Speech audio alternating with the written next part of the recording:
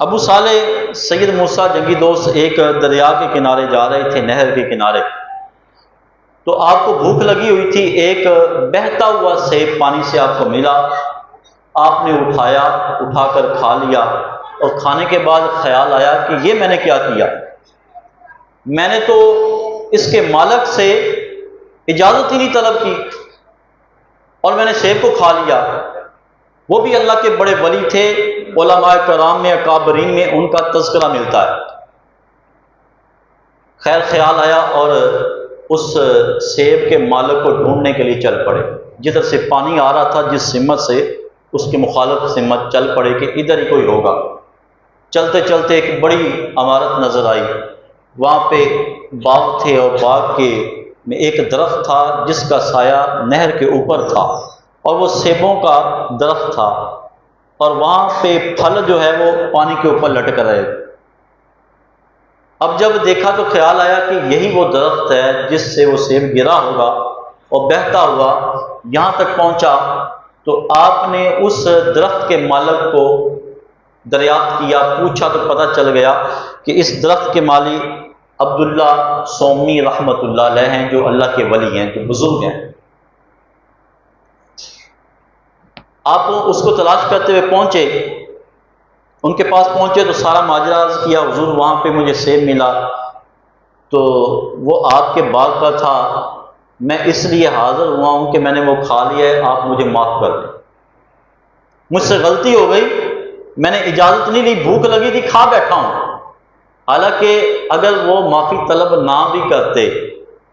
تو مواخذہ نہیں تھا، لیکن تقویٰ کا یہ مقام تھا، اللہ کا ڈر اور خوف اتنا تھا کہ معافی طلب کرنے کے لیے آ گئے۔ جب حضرت عبداللہ سومی رحمۃ اللہ علیہ نے دیکھا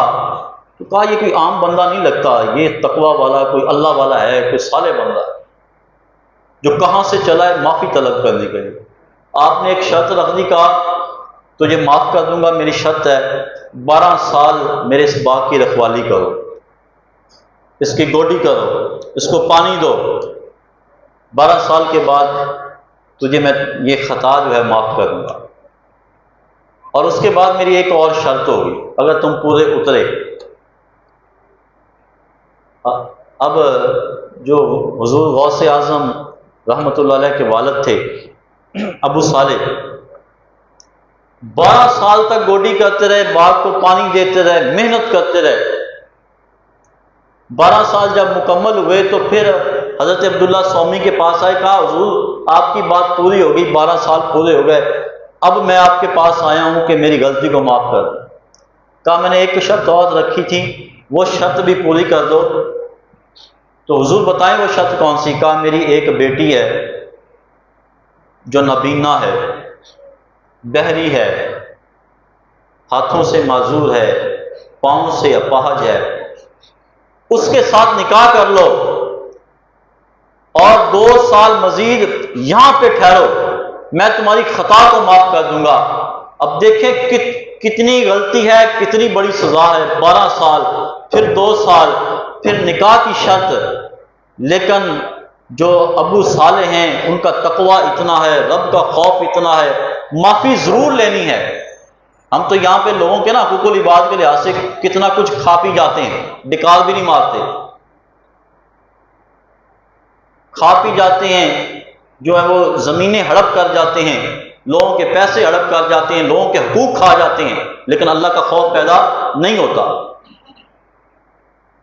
یہ اللہ والے ہیں جن کو اللہ کا خوف ہے۔ ایک سیب کھایا اور اس کی غلطی کی سزا پائی، 12 سال گوڈی کی، اور پھر شرط کیا رکھ دی کہ بیٹی ہے جو نبینا بھی ہے، بہری بھی ہے، اپاہج بھی ہے، معذور بھی ہے، اس کے ساتھ نکاح کرو، شادی کرو۔ آج کے دور میں کوئی ہوتا تو کب مانتا، لیکن وہ ابو صالح حضور غوث اعظم کے والد تھے، تقویٰ کا اتنا مقام۔ تو کہا حضور مجھے قبول ہے۔ اب نکاح ہو گیا، جب بیوی کے پاس گئے تو دیکھا کہ وہ تو صحیح الاعضاء تھی، اعضاء سلامت، ہاتھ سلامت، پاؤں سلامت، آنکھوں سے دیکھ رہی، کانوں سے سننا۔ دیکھا تو پھر ایک دم رب کا خوف پیدا ہوا، میں کدھر آ گیا، جس کے ساتھ میرا نکاح ہوا یہ تو عورت ہی نہیں ہو۔ واپس پلٹے، عبداللہ سومی رحمۃ اللہ علیہ کے پاس آئے، کہا حضور میں غلط جگہ پہ چلا گیا، ایک اور خطا ہو گئی مجھ سے، نامحرم کو دیکھ بیٹھا، جس کے پاس گیا ہوں اس کے تو اعضاء سلامت ہے۔ تو عبداللہ سومی فرماتے ہیں کہ تو غلط نہیں گیا، بالکل ٹھیک گیا ہے،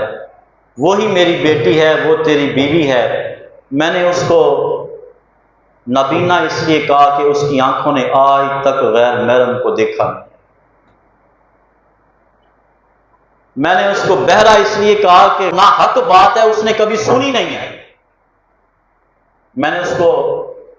ہاتھوں سے معذور اس لیے کہا کہ غیر محرم کی طرف اس کے ہاتھ کبھی بڑھے نہیں، غیر محرم کو کبھی چھوا نہیں ہے، پاؤں سے اپاہج اس لیے کہا ہے کہ اس نے کبھی میرے حکم کے بغیر اور اللہ کے حکم کے بغیر پاؤں کبھی بڑھائے نہیں، باہر رکھے نہیں ہیں، اس لیے میں نے اسے اپاہج بھی کہا، نابینا بھی کہا، بہرا بھی کہا، معذور بھی کہا۔ کہا بیٹا وہی تیری بیوی ہے، اور دیکھیں کہ ماں کا کیا مقام ہے اور پھر باپ کا کیا مقام ہے، اور پھر اس ماں سے